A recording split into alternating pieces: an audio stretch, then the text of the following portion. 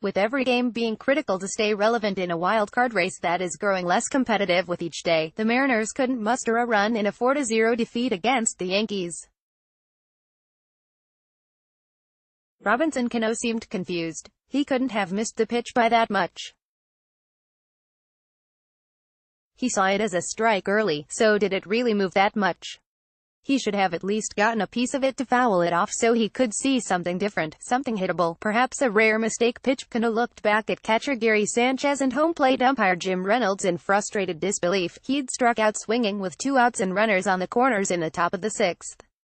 And the Mariners' only legitimate chance to score off Masahiro Tanaka on Friday night ended the same as the other 7 innings of his outing, with a 0, with every game being critical to stay relevant in a wild-card race that is growing less competitive with each day. The Mariners couldn't muster a run in a 4-0 defeat against the Yankees. Tanaka shut them down using a fastball with more life and velocity than in recent outings, a nasty dropping split finger and a biting slider. The Mariners' current offensive woes and their willingness to swing at anything mildly resembling a strike combined with Tanaka's stellar stuff, precise command and execution could only lead to a suboptimal result for Seattle. "That's about as good of a pitched game that we've had against us in quite some time," Seattle manager Scott Servais said. "He just didn't miss. He used all 4 quadrants of the strike zone with his fastball and had the really good split finger going. You have to tip your cap to him. That was a dominant performance." With the lackluster defeat and the A's victory over the Rangers, Seattle now is 6.5 games back for the second wildcard spot. While it's considered an inevitability to a good portion of the Mariners fan base, and for good reasons, the Mariners' fading postseason hopes could be extinguished by the end of the weekend. That means a team that was 11.5 games up in the second wildcard race in mid-June might not even be able to have meaningful games in the final 2 weeks of the season. The aforementioned pitch to Cano, as so many on the night from Tanaka, was a picture of execution. After Seattle was held to 1 hit for the first 5 innings while trailing 4-0, Mike Zunino led off the 6th with a double down the left field line. He represented the Mariners' first runner in scoring position on the night. Tanaka came back to strike out D. Gordon and Mitch Haniger swinging in 2 less than productive at-bats. The Mariners' 3rd hit of the game came when Gene Segura's hard comebacker ricocheted off Tanaka's glove, putting runners on the corners and bringing Cano to the plate to face his old team. He fell behind 0-2 on the first 2 pitches.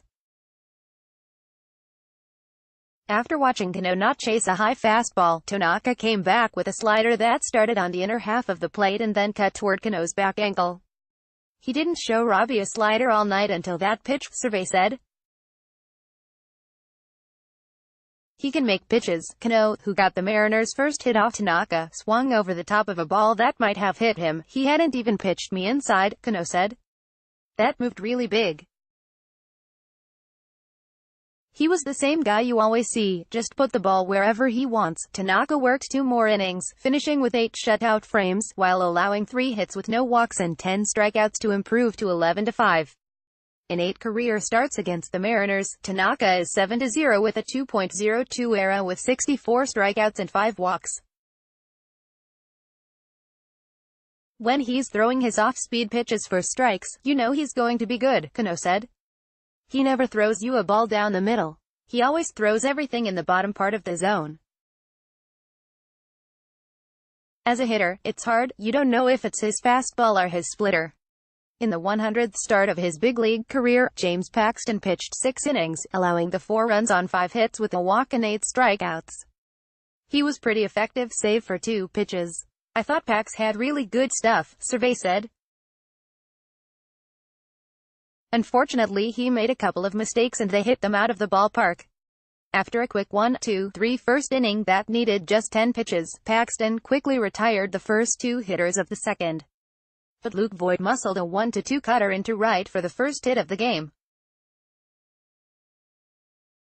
Next batter, talented rookie Gleyber Torres, pulled a 2-2 cutter from Paxton over the wall in left field for a 2-run homer, just a cutter that didn't get to his back foot, Paxton said.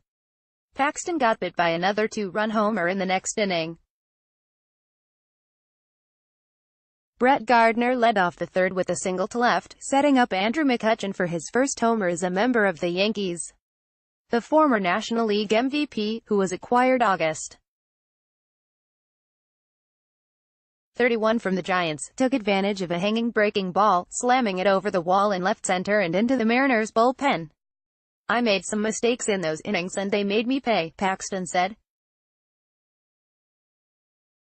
"Sometimes they foul those pitches off, sometimes they pop them up, but tonight they didn't miss. They hit them out of the park." 2 mislocations, 2 two-run homers and another defeat for Paxton, who fell to 11-6 in his second start back from the disabled list. But he's healthy and ready to make his remaining starts for the season. "I think he looks great," Survey said. "He's going right after guys with an aggressive nature with the fastball. The fastball has got a lot of life to it. Almost all the curveballs he threw tonight were really good, they were down and had good bite to them. I like where Pax is at. He looks completely healthy.